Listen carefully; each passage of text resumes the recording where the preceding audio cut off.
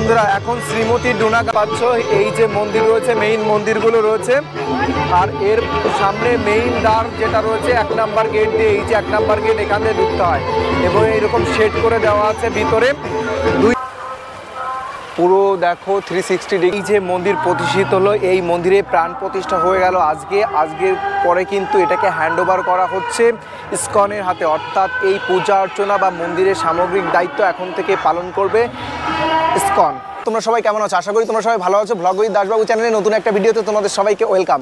আমি এখন আছি দীঘার যে রেল স্টেশন রয়েছে তার ঠিক সামনে। দীঘা রেল স্টেশন থেকে মাত্র 2 মিনিটের হাঁটা পথে কিন্তু চলে যেতে পারবো শ্রী শ্রী জগন্নাথ দেবের মন্দিরে। আজ 30শে এপ্রিল এই অক্ষয় তৃতীয়ার পুণ্যলগ্নে ঠাকুরের কিন্তু প্রাণ প্রতিষ্ঠা হবে। আজকের ভিডিওতে আমরা ঠাকুরের এই প্রাণ প্রতিষ্ঠার যে দৃশ্য মহব্ব অনুষ্ঠান সেটাই তুলে ধরবো। যদিও আমরা ভিতরে প্রবেশ করতে পারবো না, তবুও চেষ্টা করবো বাইরে থেকে যতটা সম্ভব তোমাদের দেখানোর চেষ্টা করব। এখন দেখতে পাচ্ছ দীঘা কিন্তু সেজে উঠেছে এক নতুন রূপে, রাস্তায় তাকালেই বোঝা যাচ্ছে, এবং মানুষের সমাগম কিন্তু যথেষ্ট, এর থেকে কম হওয়ার কথা ছিল, কারণ যোগাযোগ ব্যবস্থা অনেকটা বন্ধ করে রেখেছে টাইট সিকিউরিটি এবং ভিআইপি রিজনের জন্য। তবুও কিন্তু এখানে লোকের কোনো অভাব নেই। চলো আমরা মন্দির দিকে যাই। পানীয় জলের ব্যবস্থা করা হচ্ছে, চলো আমরা একটু জল নিয়ে নেবো এখান থেকে।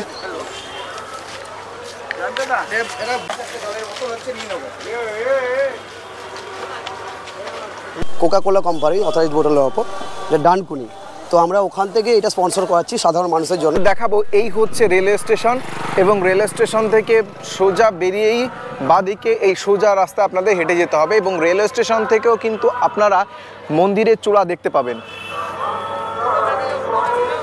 মন্দিরের দিকে চলে এসেছি। দেখো মন্দিরে যাওয়ার পথে কিন্তু অনয় করে দিয়েছে যে মেইন রোড, সেই মেইন রোড দিয়ে কিন্তু ফেরা যাচ্ছে, শুধু যাওয়া যাচ্ছে না।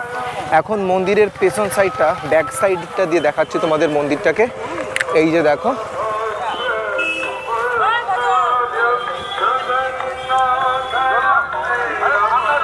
অর্থাৎ আমরা এখন যে সাইডটায় দাঁড়িয়ে আছি মন্দিরের ব্যাক সাইডে, আমার পেছনে দেখতে পাচ্ছ জগন্নাথ মন্দির, শ্রী শ্রী জগন্নাথ দেবের মন্দির। বন্ধুরা এই যে দ্বারটায় দেখতে পাচ্ছ, এইটা হচ্ছে এখানের যে সিংহদ্বার বলে, সেই সিংহদ্বার। এই সাইডটা থেকে আমরা এখন সিংহদ্বারের সামনে দাঁড়িয়ে। বন্ধুরা এখন আছি জগন্নাথ মন্দিরের সব থেকে ভিতরে না প্রবেশ করেও সব থেকে কাছে যে জায়গাটা থেকে একটা সুন্দর ভিউ পাওয়া যায়, আমি এখন সেই জায়গাটায় আছি। এইটা মন্দিরের একটা দুর্দান্ত ভিউ পয়েন্ট বলা চলে। দেখো মন্দিরের পেছন সাইডটা দিয়ে আমি দেখছি একটা দুয়ার, যেটা আমার পেছনে রয়েছে, দেখো সব থেকে ক্লোজে। এখন যে জায়গাটায় মন্দিরের ব্যাক সাইড দিয়ে ঘুরে আসছি, অন্যান্য জায়গার তুলনায় এই জায়গাটা কিন্তু একটু উঁচু জায়গা, অর্থাৎ মন্দিরটা করা হয়েছে দীঘার অন্য যে সমতল ভূমি রয়েছে তার থেকে একটু হাইটে বা উঁচুর দিকে। আপনি কোথা থেকে এসছেন? কুচবিহার থেকে। আপনার নাম? আমার নাম মজিবুল হোসেন। আমি দীঘা ঘুরতে আসছি, তো দীঘা ব্রিজে এসে শুনতে পেলাম, হ্যাঁ ঘুরতে এসে শুনতে পেলাম যে এখানে জগন্নাথ মন্দির উদ্বোধন হচ্ছে, তীর্থযাত্রী বাড়বে। আপনার কি মনে হয় এতে করে আরো পর্যটনের আর কি উন্নতি হবে? হ্যাঁ উন্নত হবে। তো এই জায়গাটা বেশ খানিক একটা উঁচু জায়গা, এখানে দাঁড়িয়ে কিন্তু অনেকে দেখার চেষ্টা করছে মন্দিরটাকে, এক পলক দেখার চেষ্টা করছে। চলো আমরা একটু দেখে নিই উপরে উঠে। এই দেখো এখান থেকে সুন্দর ভিউ পাওয়া যাচ্ছে কিন্তু।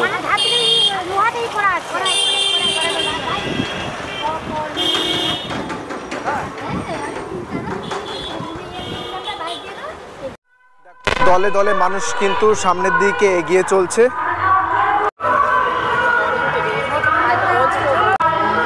বন্ধুরা এই যে মন্দির প্রতিষ্ঠিত হলো, এই মন্দিরে প্রাণ প্রতিষ্ঠা হয়ে গেল আজকের পরে কিন্তু এটাকে হ্যান্ডওভার করা হচ্ছে ইসকনের হাতে, অর্থাৎ এই পূজা অর্চনা বা মন্দিরের সামগ্রিক দায়িত্ব এখন থেকে পালন করবে ইসকন। দেখো মেইন গেটের সামনে প্রবেশ করে গেছি। এই জায়গাটায় দেখো কত সুন্দর করে সাজিয়ে তুলেছে পুরো রোডটাকে আজকে। আর এটা হচ্ছে গেট নাম্বার 7। যে জায়গাটা কিন্তু লেখা রয়েছে জগন্নাথ ধাম, অর্থাৎ দীঘার জগন্নাথ ধাম। একদম যে 1 নাম্বার গেট রয়েছে সেই মেইন গেটের কাছাকাছি কিন্তু এরকম করে লেখা রয়েছে। এই সংখ্যক মানুষ রয়েছে, এবং এইটা হচ্ছে 1 নাম্বার গেট। দেখো এর সামনে কিন্তু এইখানে সাজানো রয়েছে, দেখো ফুল দিয়ে সাজিয়ে দেখো কত সুন্দর করে আলপনা করা হয়েছে 1 নাম্বার গেটের সামনে। এবং এই দেখো এই হচ্ছে মেইন গেট। এটা 1 নম্বর গেট, 2 নম্বর গেট, আর এটা হচ্ছে 3 নম্বর গেট। এটা হচ্ছে মেইন গেট। এর সামনে দিয়ে দেখতে পাচ্ছি অনেক মানুষ ভিতরে প্রবেশ করছে। একটু জেনে নেব যে আমাদের সাধারণ জনসাধারণদের কি ভিতরে প্রবেশ করতে দেওয়া হচ্ছে কিনা। ভিতরে 2 নাম্বার এবং 3 নাম্বার গেট দিয়ে এরকম সেট করে দেওয়া, এবং ভিতরে কিন্তু প্রচুর জায়গা রয়েছে এই মন্দিরে।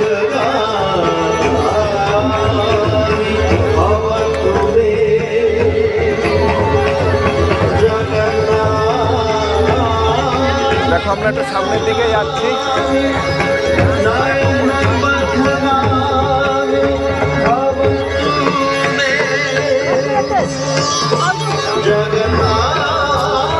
দেখো আজ এত লোকের মনে হচ্ছে যে আজই এখানে সেই রথযাত্রার উৎসব আজই পালিত হচ্ছে। দেখো আমার সামনে যে স্তম্ভটা দেখতে পাচ্ছ তোমরা দেখো, এই যে প্রদীপ স্তম্ভগুলো রয়েছে, তারপর সারি সারি বিভিন্ন স্তম্ভ যেটা ছিল সমস্ত স্তম্ভ রয়েছে, এবং প্রত্যেকটা দ্বার থেকে শুরু করে দেখো মূল গর্ভগৃহ সমস্ত কিছুই কিন্তু তোমরা দেখতে পাচ্ছ।